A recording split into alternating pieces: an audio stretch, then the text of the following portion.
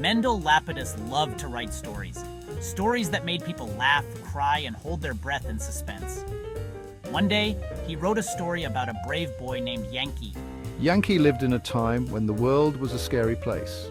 It was World War II, and soldiers in scary uniforms were everywhere. They were called Nazis, and they were mean to anyone who wasn't like them.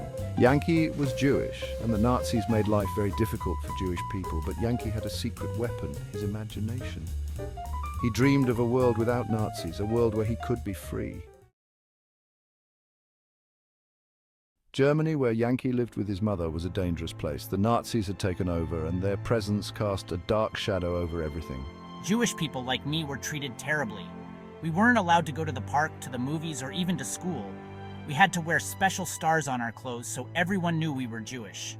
Yanki hated the Nazis. They had taken away his freedom and made life a scary puzzle he couldn't solve. But even though he was just a boy, Yanki had a heart full of courage. Yanki's father had already escaped to America before the war got really bad.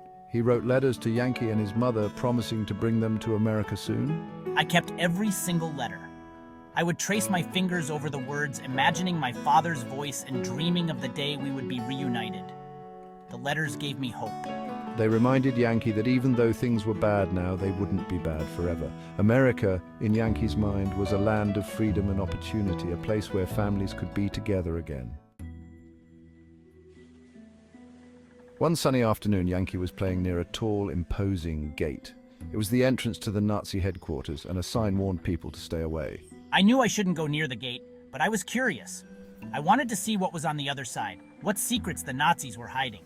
Suddenly, a soccer ball flew over the gate. It was from the other side, where some children were playing. Yanki's heart pounded. He knew he shouldn't, but he couldn't resist the urge to throw the ball back. Yanki took a deep breath, picked up the ball, and tossed it over the gate. As soon as he did, a gruff voice shouted, "Halt! Who's there?" Two Nazi soldiers marched towards Yanki, their faces grim.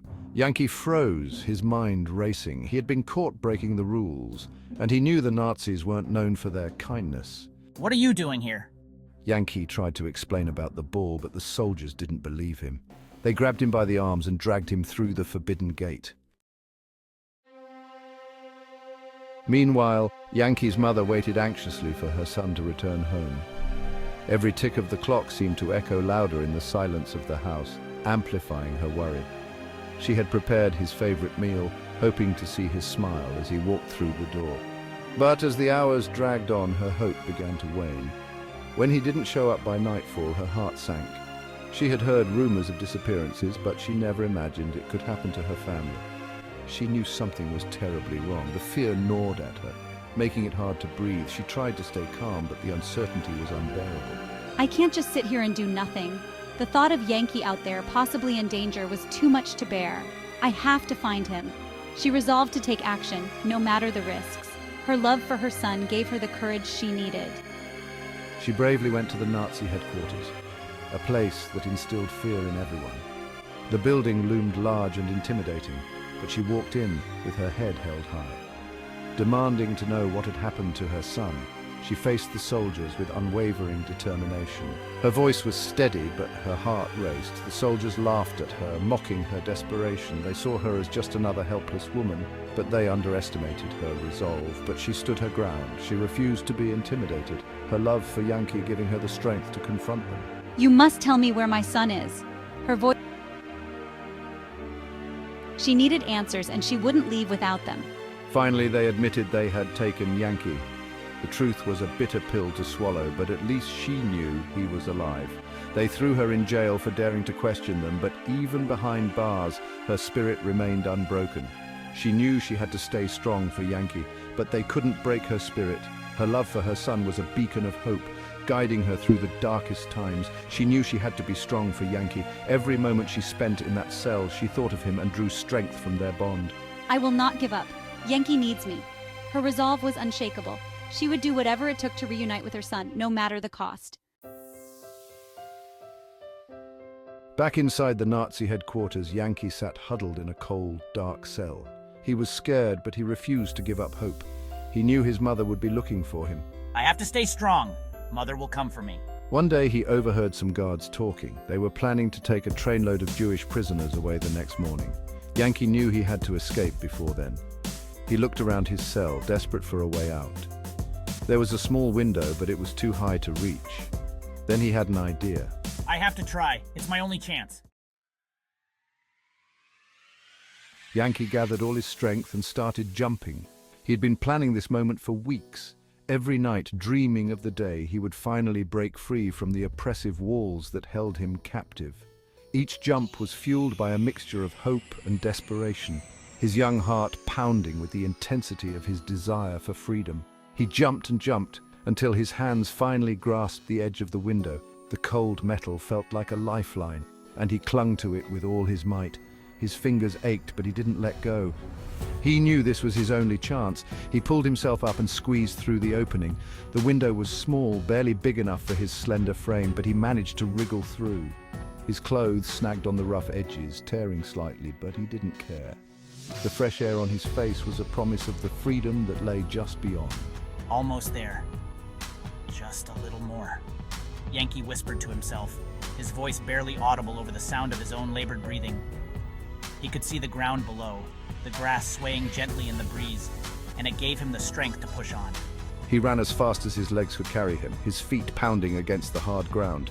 The world around him blurred as he focused solely on putting as much distance as possible between himself and the place he had just escaped from. His heart pounding with every step, he felt a mixture of fear and exhilaration. The adrenaline coursing through his veins kept him moving, even as his muscles screamed in protest. He could hear the shouts of the guards behind him, their voices growing louder with each passing second. They were relentless, determined to recapture him, but Yanki was equally determined to stay free. But he didn't dare look back. He knew that if he did, he might lose his nerve. Instead, he focused on the path ahead, his eyes scanning for any potential obstacles or hiding spots. Yanki finally found his way back to his neighborhood, exhausted but exhilarated. The familiar sights and sounds of home filled him with a sense of relief. He had made it. He was safe, at least for now. He had escaped from the clutches of the Nazis. He was free. The weight of the world seemed to lift off his shoulders as he stood there, breathing in the sweet air of freedom. But even in his moment of triumph, he knew that his journey was far from over. But his fight was far from over. He had escaped, but there were still so many others who were trapped, including his beloved mother. He couldn't rest until they were all safe. I did it. I'm free, Yanki said to himself, a smile spreading across his face. The open field before him seemed to stretch on forever, a symbol of the boundless possibilities that lay ahead. But now I have to save Mother. His smile faded as he thought of her, still trapped in that terrible place. He knew he couldn't rest until she was free too. With renewed determination, he set off, ready to face whatever challenges lay ahead. Yanki knew he had to rescue his mother from jail. The thought of his mother suffering in that cold, dark cell was unbearable. He could not let her stay there another day. The image of her behind bars haunted him, and he knew he had to act quickly. His heart raced as he formulated a plan, knowing that time was of the essence.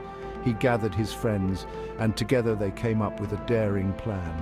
Each of them had a role to play, and they knew that failure was not an option. They spent hours discussing every detail, making sure that nothing was left to chance.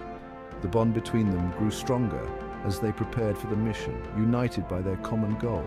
They snuck into the jail and, using a combination of clever tricks and sheer determination, they managed to free Yanki's mother. The children moved like shadows, silent and swift, their hearts pounding with every step. They used their wits to outsmart the guards, creating distractions and finding hidden passages. When they finally reached Yanki's mother, the look of relief and gratitude on her face made all their efforts worthwhile. We did it! Mother, you're free! The children embraced her, tears of joy streaming down their faces. They had accomplished the impossible, and the sense of triumph was overwhelming. Yanki's mother held them close, her heart filled with pride and love for these brave young heroes. Just when they thought they were safe, a group of Nazi soldiers surrounded them. The children's joy turned to fear as they realized the danger they were in. The soldiers' cold, menacing eyes bore down on them, and the air was thick with tension. The children knew they had to think fast if they were to survive. Yanki and his friends knew they were outnumbered and outgunned. All hope seemed lost. The odds were stacked against them, and the weight of the situation pressed heavily on their young shoulders. They exchanged worried glances, each of them grappling with the fear that this might be the end. Stay close, everyone. We have to stick together. Yanki's voice was steady, but his eyes betrayed his fear. The children huddled together, drawing strength from each other's presence. They knew that their only chance of survival was to remain united and to support one another through whatever came next. Suddenly, a deafening roar filled the air. The sound was so powerful that it seemed to shake the very ground beneath their feet. The children looked up, their eyes wide with a mixture of fear and hope. What could it be? Was it a sign of impending doom or a glimmer of salvation?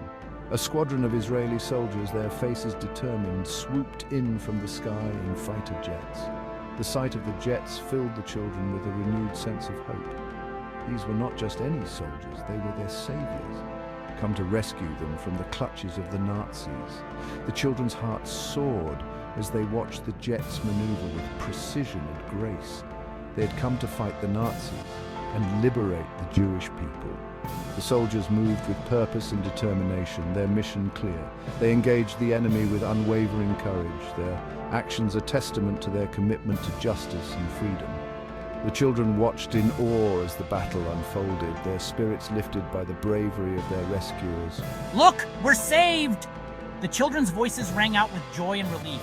They pointed to the sky, their faces alight with excitement. The nightmare was over, and they were free at last. The children hugged each other, their hearts filled with gratitude for the heroes who had come to their aid.